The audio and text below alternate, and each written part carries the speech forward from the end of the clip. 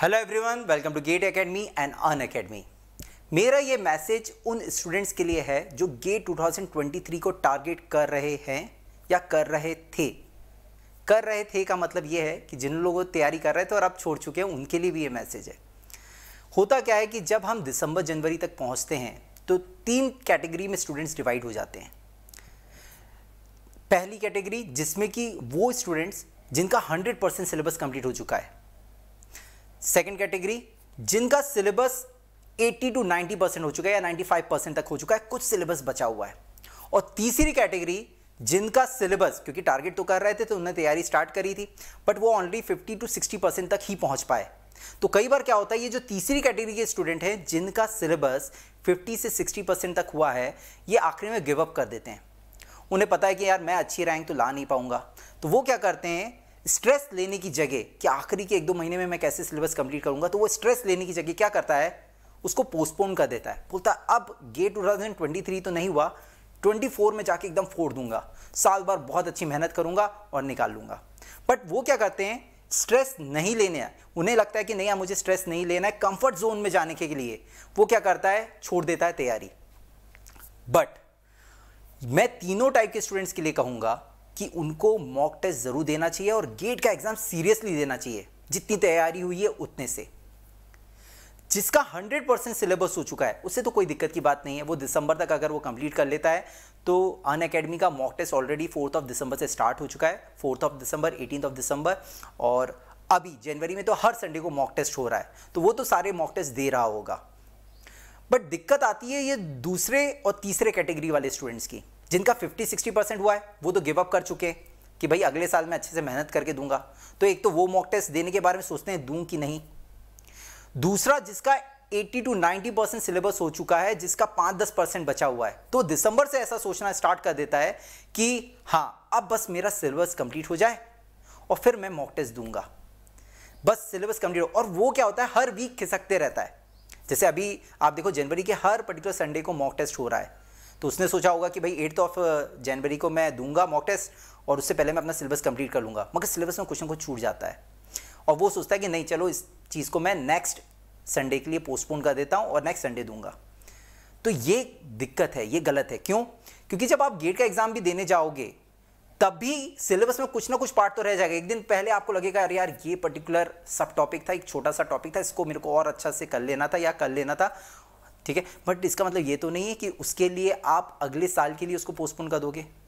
जितनी नॉलेज है उतने से आप अपना 100% देने के लिए एग्जाम में जाओगे। वैसे ही मॉक टेस्ट के लिए मैं बोलूंगा, जब मॉक टेस्ट स्टार्ट हुए या स्टार्ट अभी चल रहे हैं, तो हर मॉक टेस्ट को आप उतने टाइम में आपकी जितनी नॉलेज है उससे जाके आप 100% दो। जैसे नेक्स्ट वाला अभी होने वाला है 15 जनवरी को, तो 15 जनवरी को जो मॉक टेस्ट होने वाला है उसमें जाके आपकी अभी तक जितना सिलेबस हुआ हो, चाहे 50-60% हो, आप अगले साल के लिए टारगेट कर रहे हो 2024, मगर आपने 50-60% तो कर लिया है। आप अपना 50-60% या 80-95% जो आपका सिलेबस हुआ है उसके दम पे, उसकी नॉलेज के दम पे जाके एग्जाम देने की कोशिश करो।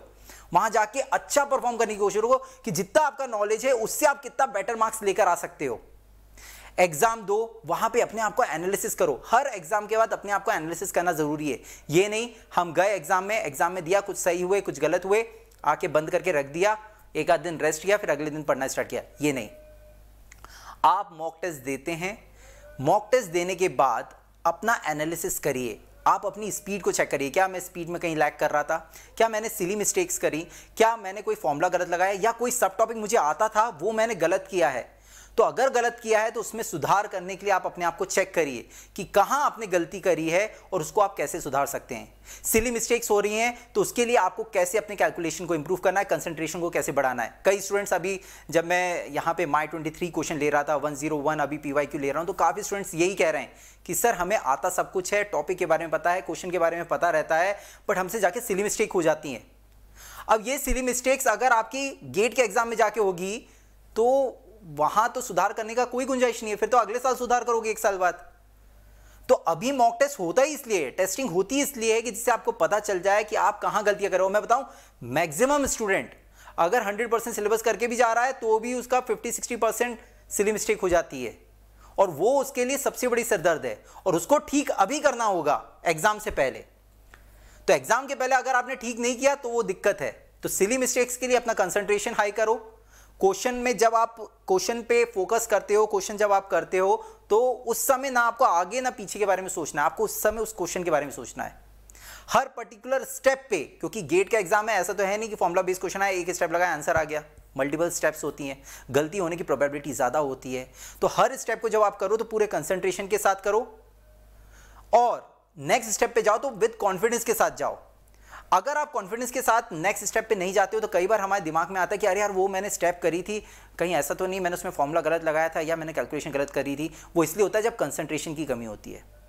तो इन चीज़ों का आपको सुधार करना होगा और ये तभी हो सकती है जब आप मॉक टेस्ट दोगे और आप बार बार उसको अगर डिले करते जाओगे कि नहीं यार ये मैं नेक्स्ट संडे दूंगा, नेक्स्ट संडे, फिर तो गेट का एग्जाम आ ही जाएगा।